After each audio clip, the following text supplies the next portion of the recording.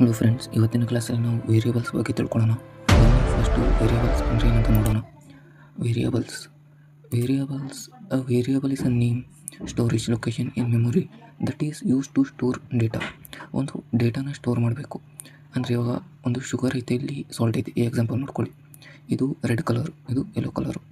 ರೆಡ್ಡಲ್ಲಿ sugar store ಆಗೈತೆ, yellow ಅಲ್ಲಿ salt store ಆಗೈತೆ. ಆಯಿತಾ? ಇದು ರೆಡ್ಡಲ್ಲಿ ಶುಗರ್ ಸ್ಟೋರ್ ಆಗೈತೆ, ಸರಿನಾ? ಯೆಲ್ಲೋ ಅಲ್ಲಿ ಸ್ಟೋರ್ ಆಗೈತೆ, ಸಾಲ್ಟ್ ಸ್ಟೋರ್ ಆಗೈತೆ. ಇವಾಗ ನಿಮ್ಮ ಅಮ್ಮ ಕರೀತಾರೆ ನೀನು, ಆ ರೆಡ್ ಡಬ್ಬ ತೊಗೊಂಬರು ಅಂತ ಹೇಳ್ತಾರೆ. ಆ ರೆಡ್ ಡಬ್ಬಲ್ಲಿ ನಿಮಗೆ ಏನೈತೆ ಅಂತ ಗೊತ್ತಿಲ್ಲ, ಅದೇನು ವೇರಿಯಬಲ್. ಇದು variable is a container red which stores sugar. ಆಯಿತಾ? ಇದು ಕಂಟೈನರ್, ಆ ಕಂಟೈನರಲ್ಲಿ ಐತೆ ಶುಗರ್ ಐತೆ, ಸರಿನಾ? ಇವಾಗ int age is equal to 20. Int ಅನ್ನೋದೇನು ಡೇಟಾ ಟೈಪ್, ಏಜ್ ಅನ್ನೋದು ವೇರಿಯಬಲ್ ನೇಮ್. ಇದು 20 ಅನ್ನೋದು ವ್ಯಾಲ್ಯೂ ಸ್ಟೋರ್ಡ್. ಹಾಗೆ ಫ್ಲೋಟ್ ಅನ್ನೋದು ಡೇಟಾ ಟೈಪ್, ಪ್ರೈಸ್ ಅನ್ನೋದು ವೇರಿಯಬಲ್ ನೇಮ್. ಇದು 99.50 ಅನ್ನೋದು ವ್ಯಾಲ್ಯೂ ಸ್ಟೋರ್ಡ್. ಹಾಗೆ ಕ್ಯಾರ್ ಅನ್ನೋದು data type, variable name grade, A ಅನ್ನೋದು ವ್ಯಾಲ್ಯೂ ಸ್ಟೋರ್ಡ್, ಸರಿನಾ? You can change the value of variable. ಇದು ವೇರಿಯಬಲ್ ಒಳಗಡೆ ಒಂದು ವ್ಯಾಲ್ಯೂ ಅಸೈನ್ ಮಾಡಿದ್ದೀರ, ಇದನ್ನು ನೀವು ಯಾವಾಗ ಬೇಕಾವಾಗ ಚೇಂಜ್ ಮಾಡ್ಕೋಬೋದು, any time in the program. ಈ ವ್ಯಾಲ್ಯೂನ ಯಾವಾಗ ಬೇಕಾವಾಗ ಚೇಂಜ್ ಮಾಡ್ಕೋಬೋದು, ಸರಿನಾ? ಇನ್ನೊಂದು ಸತಿ ಹೇಳ್ತೀನಿ. Variable is named storage. ಇದೊಂದು ಬಾಕ್ಸ್, ಈ ಬಾಕ್ಸ್ ಒಳಗಡೆ ನೀವು ಏನು ಸ್ಟೋರ್ ಮಾಡಿದ್ದೀರಾ, ಶುಗರ್ ಸ್ಟೋರ್ ಮಾಡಿದ್ದೀರಾ. ಹಾಗೆ name storage location that is use to store data. ಇದರಲ್ಲಿ ಏನು ಡೇಟಾ ಸ್ಟೋರ್ ಆಗೈತೆ, ಏನು ಡೇಟಾ, ಶುಗರ್ ಸ್ಟೋರ್ ಆಗಿದೆ. ಇದು ಒಂದು ಕಂಟೈನರ್, ಆ ಕಂಟೈನರ್ಲಿ ಏನು ಸಾಲ್ಟ್ ಸ್ಟೋರ್ ಆಗಿದೆ, ಸರಿನಾ? ಬನ್ನಿ ಇದನ್ನು ಪ್ರೋಗ್ರಾಮಲ್ಲಿ ನೋಡ್ಕೊಳ್ಳೋಣ. ಇದು ಹೇಳಿದಂತಾನೆ ಲಾಸ್ಟ್ ಕ್ಲಾಸ್. ಇದು ಸಿಂಗಲ್ ಲೈನ್ ಕಮ್ಯಾಂಡ್, ಇನ್ನೊಂದು ಬರೋದು ಮಲ್ಟಿಲೈನ್ ಕಮ್ಯಾಂಡ್ /ಬಾರ್. ಇದ್ರೊಳಗಡೆ ಏನಾದ್ರು ಟೈಪ್ ಮಾಡ್ಕೊಳ್ಳಿ, ಎಂಟರ್ ಏನಾದ್ರು ಟೈಪ್ ಮಾಡ್ಕೊಳ್ಳಿ. ಇದು ಮಲ್ಟಿಪ್ಲೈನ್ ಕಮ್ಯಾಂಡ್ ಅಂತ ಹೇಳ್ತೀವಿ, ಸರಿನಾ? ಇವಾಗ ನಾನು ಕಲಿಸ್ತಾ ಇರೋದು ವೇರಿಯಬಲ್. ಒಂದು ಎಕ್ಸಾಂಪಲ್ ಕೊಡ್ತೀನಿ, ನೋಡ್ಕೊಳ್ಳಿ. #include.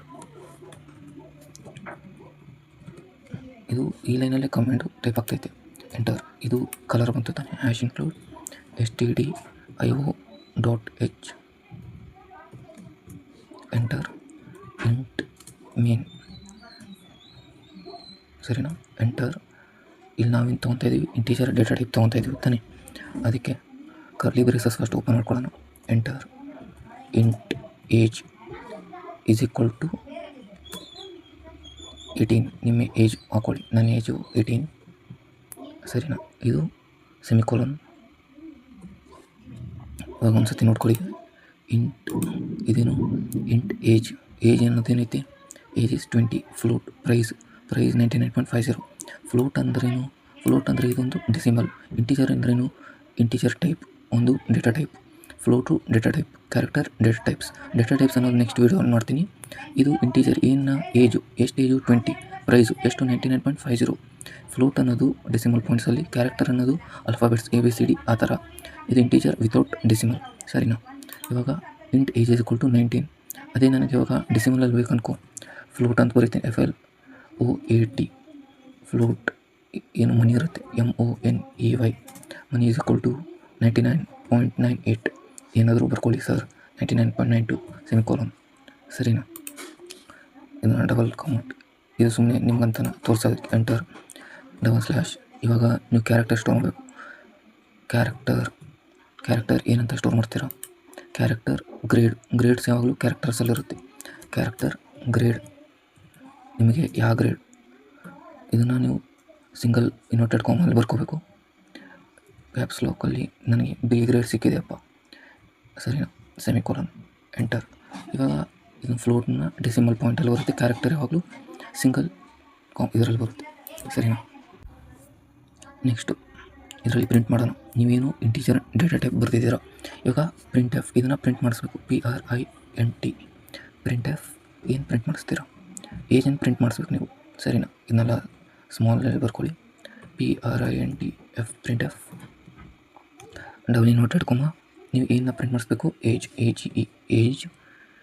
Is equal to %d.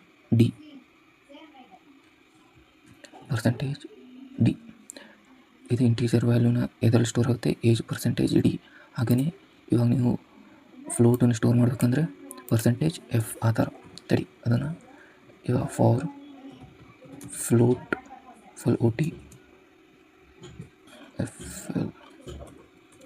OT float to store we use in percentage f ಅಂತ ಯೂಸ್ ಮಾಡ್ತೀವಿ.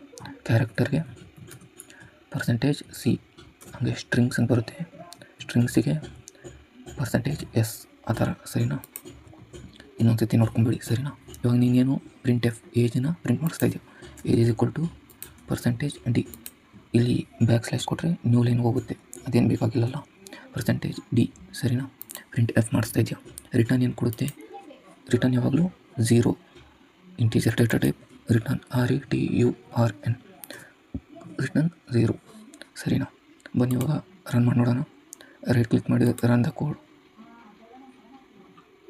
ಇದರಲ್ಲೇನು ಏಜ್ ಇಸ್ ಕೊಟ್ಟು 42000768.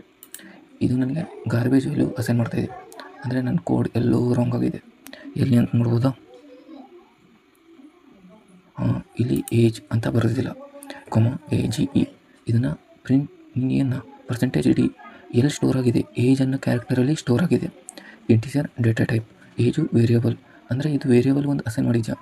ಇದು %d ಅನ್ನೋದು ಏಜಲ್ಲಿ ಸ್ಟೋರ್ ಆಗಿದೆ ಅನ್ನೋದು ಗೊತ್ತಾಗಬೇಕಾ? ಇವಾಗ ರನ್ ಮಾಡಿ ನೋಡೋಣ ಕೋಡ್ನ. 19 ಇದು ಏನೊಂದು ಬೇರೆ ವ್ಯಾಲ್ಯೂ ಅಂತಂದರೆ ಅದು ಗಾರ್ಬೇಜ್ ವ್ಯಾಲ್ಯೂ ಅಂತ ಕರೀತಾರೆ. ಸರಿನಾ? ಇನ್ನೊಂದು ಸತಿ ರನ್ ಮಾಡಿ ತೋರಿಸ್ತೀನಿ. Age is 19. ಸರಿನಾ?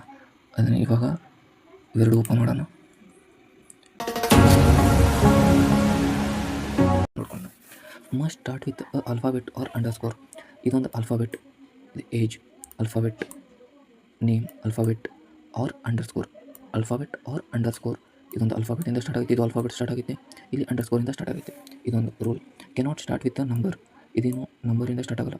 1 ಏಜ್ ಇದು ನಂಬರು, ಆಮೇಲೆ ಇಲ್ಲಿ ಆಲ್ಫಾಬೆಟ್ ಆ ಥರ ಆಗಲ್ಲ. ನೋ ಸ್ಪೇಸ್ ಕಾಮರ್ಸ್ ಬ್ಲ್ಯಾಂಕ್ಸ್ ಇದೊಂದು important. No space commas blanks are allowed. ಸರಿನಾ? Only letters, digits and underscore allowed. Letters ಈ ಥರ ಲೆಟರ್ಸ್, ಅಂಡರ್ಸ್ಕೋರ್ಸ್ ಅಲೌಡ್. ಇದು ರಿಪೀಟ್ ಆಗುತ್ತೆ. Case sensitive. ಇದು ನೋಡಿ, ಇದು ಏಜ್ ಕಂಪೇರ್ ಮಾಡಿ, ಮ್ಯಾಂಗೋ ಕಂಪೇರ್ ಮಾಡಿ. ಏಜ್ ಇಲ್ಲಿ ಕ್ಯಾಪಿಟಲ್ ಲೆಟರ್, ಇಲ್ಲಿ ಸ್ಮಾಲ್ ಲೆಟರ್, ಇದು ಡಿಫ್ರೆಂಟಾಗಿ ಅಸೈನ್ ಆಗುತ್ತೆ. ಸರಿನಾ? ಇಂಟೀಜರ್ ಡೇಟಾ ಟೈಪಲ್ಲಿ ಏಜ್ ಏನು ವೇರಿಯಬಲ್, ಇದೊಂದು ಬೇರೆ ವೇರಿಯಬಲ್, ಇದೊಂದು ಬೇರೆ ವೇರಿಯಬಲ್. ಹಾಗೆ ಇಂಟ್ ಮ್ಯಾಂಗೋ ಅಂತ ತೊಗೊತೀರ. ಇವಾಗ ನಂಬರ್ ಆಫ್ ಮ್ಯಾಂಗೋಸ್ ಎಷ್ಟು, ಇದೊಂದು ಬೇರೆ ಮ್ಯಾಂಗೋ, ಇದೊಂದು ಬೇರೆ ಮ್ಯಾಂಗೋ. ಇದು ದೊಡ್ಡ ಮಾವಿನಕಾಯಿ ಅಂದರೆ ಇದು ಚಿಕ್ಕ ಮಾವಿನಕಾಯಿ, ಆ ಥರ.